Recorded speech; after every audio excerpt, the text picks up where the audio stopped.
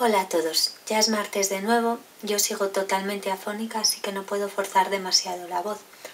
Como ya os dije, vamos a ver las lecciones alternas. Habíamos empezado a ver patrones, pero vamos a ir combinándolo con lecciones de corte y confección. Hoy vamos a ver el tema de los tejidos. Es muy importante cuando vamos a hacer una prenda conocer un poquito el material con el que vamos a trabajar, pues no se trabaja igual un tipo de tela que otra. Entonces vamos a ver cómo tenemos que tratarlo, cómo debemos marcarlo, cómo se plancha, etcétera, etcétera, para que os salgan los mejores acabados posibles, ¿de acuerdo? Venga, pues vamos a ello. Bueno, pues a ver, os he cogido un muestrario de algunas telas para que empecemos a conocerlas un poquito. Bien, lo primero que tenéis que decidir es qué es lo que vais a hacer, qué vamos a trabajar para saber si elegir un tipo de tela u otra. Por ejemplo, si yo voy a hacer un vestido de niña, pues lo normal es irme a telas que contengan mucho algodón. ¿Por qué? Porque así evitaremos alergias. ¿Significa eso que solo se puede hacer con tejidos de algodón? No, podréis utilizar la tela que queráis, pero tenedlo muy en cuenta, sobre todo si os dedicáis a la venta de vestiditos, que conviene que las prendas sean cómodas, sean flexibles, etcétera, etcétera, porque es algo que nuestros clientes después van a agradecer y van a hacer que volvamos a comprarles o no. Por ejemplo, aquí tenemos tres telas. Estas telas son batistas. La batista es una tela que se utiliza normalmente en camisería para forrar vestiditos y demás. A ver si consigo una esquinita para que veáis que es un poco, si veis se me transparenta un poquito la mano y todo, porque es una tela muy finita y para forrar pues es ideal, es algodón al 100%, con lo cual es ideal para todo lo que queramos hacer de bebé.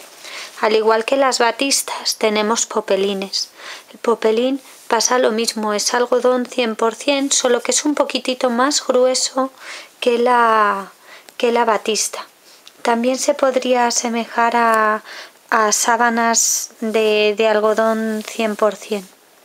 Esto, por ejemplo, es poliéster. Este tipo de prendas, vamos, de tela, es una tela que se arruga muy poco. Ahora, también a la hora de plancharlo muchas veces se quema. Tenéis que utilizar trapos por encima para que no se estropee. Luego, para niños tenemos los piqués. Esto es un piqué de canutillo, no sé si podéis observar bien la rayita que hay. Estos son piqués de nido de abeja y les tenéis lisos, estampados,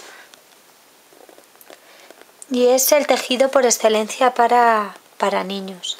El algodón, sobre todo el algodón para patchwork, que es este tipo de tejido, es un tipo de algodón que no encoge, no destiñe, es ideal para hacer cualquier prenda que queráis y cualquier manualidad. Si nos vamos a invierno, a telas de invierno, pues tenemos villelas. Estas telas son ideales también para trabajar ropa de niños. Tenemos lanas escocesas, tenemos lana fría sin más, tenemos acetatos. El acetato es ese tejido que se utiliza casi siempre para forros, aunque no va a ser el único que vamos a usar para forro. Tenemos satén, tenemos piel de ángel. Esto es un crepe de seda con pedrería.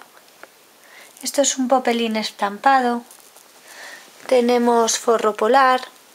Esto es un retor, es una tela que se utiliza sobre todo para tapicería. Tenemos gasas, la gasa que es así como transparentosa. Tenemos loneta fina, más gruesa. En fin, como podéis ver hay infinidad de telas y dependiendo lo que vayamos a trabajar, pues nos decantaremos por una o por otra. Siempre podéis ir a las tiendas de telas y allí os van a enseñar una gran variedad y podréis trabajar con ellas y ver un poco qué es lo que más os interesa, ¿de acuerdo? Bien. ¿Por qué es tan importante este tema de los tejidos? Bueno, pues yo os voy a contar mi experiencia personal para que entendáis un poco por qué no quiero que os pase a vosotros. Hace varios años, cuando decidí ya irme a vivir con mi marido, pues me dio por hacer las toallas de mi casa. Bueno, me dio por hacer un montón de cosas para la casa, y entre ello pues las toallas.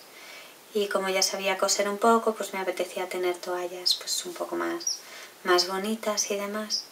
Y me fui, compré un rizo fabuloso, compré pues bies, cintas decorativas y empecé a hacer pues eso, mis toallas en plan bonito para los cuartos de baño. Y las toallas quedaron preciosas. ¿Y cuál fue mi sorpresa cuando después del primer lavado y planchado cada toalla había adoptado la forma que ella quería? Os lo voy a enseñar. Sí, aún las conservo, no las iba a tirar.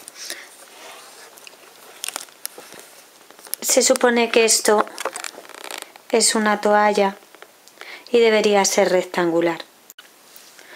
Bien, vamos a jugar ahora un poquito con la plancha y os voy a enseñar un truco para saber si las prendas se encogen o no. El tejido que yo he elegido es un poliéster. Se supone que ni encoge, se arruga poco, etcétera, etcétera. Entonces, ¿cómo puedo saber si mi tejido es un tejido que encoge o no? Bien, vamos a coger la tela y como podéis ver en esta parte de aquí tiene unos flecos. Estos flecos de la tela es el orillo de la tela, ¿vale? Nosotros vamos a pintar en una esquinita un cuadrado perfecto, ¿vale? Con una escuadra y un cartabón. Yo lo he pintado con un rotulador para que lo veáis bien. Os recomiendo que vosotros utilicéis una tiza o lo que sea, porque yo ese trozo ya no lo podré utilizar para nada.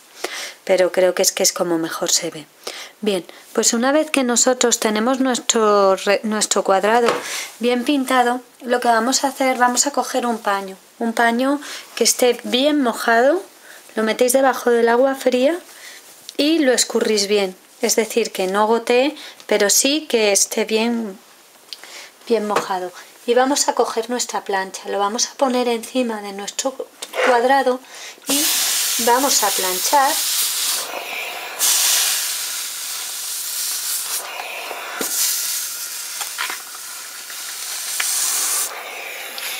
Bien, yo cuando retire mi trapo puedo ver que mi cuadrado no ha cambiado de forma. Mi cuadrado sigue siendo cuadrado, sigue teniendo las mismas dimensiones, y eso lo que me quiere decir es que esta prenda no va a encoger una vez confeccionada.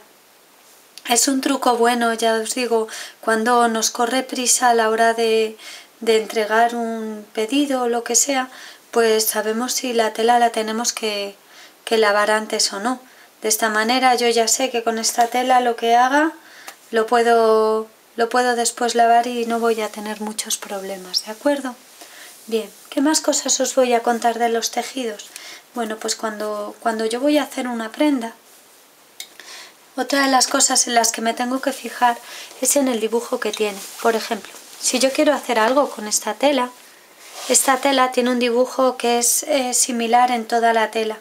Lo puedo cortar en este sentido o en este y podré aprovechar la tela como mejor me convenga, porque podré poner los patrones tan juntos, tan separados y en la dirección que quiera, porque no me va a cambiar. En cambio, cuando yo tengo cuadros, tengo que andarme con un poco de ojo. Por ejemplo, yo ahora mismo me estoy haciendo una chaqueta, para que entendáis. Claro, una chaqueta de cuadros, el cuadro debe casar, el cuadro debe estar bien montado a la hora de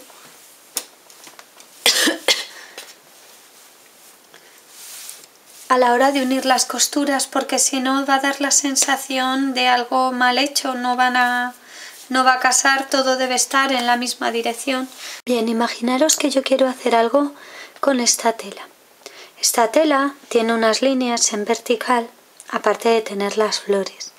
Si yo pusiera una parte de, yo que sé, un pantaloncín corto para una niña y pusiera el delantero en este sentido y el trasero, vamos a ver si soy capaz de, y el trasero o el otro delantero en este sentido, las rayas harán un extraño y dará la sensación o de que me he equivocado aunque lo haya hecho aposta o similar, con lo cual es muy importante que veamos también el sentido de la tela y el sentido del hilo. Cuando nosotros vamos a trabajar con cualquier tejido, el tejido tiene, por un lado, el sentido del hilo. El sentido del hilo me lo da este borde.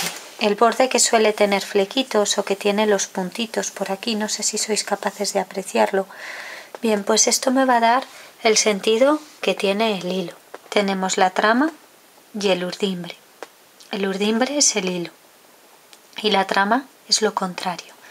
Bien, y el bies forma 45 grados con la trama y con el urdimbre. Es decir, si yo pongo aquí una escuadra, que es lo que voy a necesitar para hacer el bies, bien, si yo pongo en mi trama uno de los lados de mi triángulo, de mi escuadra, acordaros, la escuadra es en la que tenía dos lados iguales y un lado desigual y formaba 90 grados. ¿Por qué? Porque estos son 45 grados y estos son 45 grados y es lo que me va a dar el bies. Entonces, si yo pongo este lado en mi hilo y este lado en mi trama, si yo empiezo a dibujar líneas con esta recta de aquí, puedo dibujar tantas como quiera e iré haciendo un montón de bies que podré ir uniendo y me quedarán en el sentido del bies del hilo. ¿Qué quiere decir el bies? ¿Para qué utilizamos un bies? Un bies lo que va a hacer es permitir que la tela se adapte a la forma que yo le quiera dar.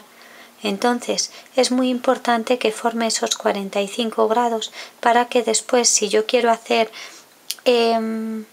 bordes, ribetes, etcétera, etcétera, pues hay muchas veces que no me interesa comprarlo hecho, me interesa que sea de la misma tela, pues así podréis hacer todos los bies que queráis. ¿De acuerdo? Bueno, pues con esto no tengo mucho más que contaros, la verdad. Espero que os hayan gustado las telas, que os haya gustado la lección y que lo empecéis a poner en práctica. Id empezando a buscar telitas para hacer algo chuli, ¿vale? Venga, hasta el próximo martes.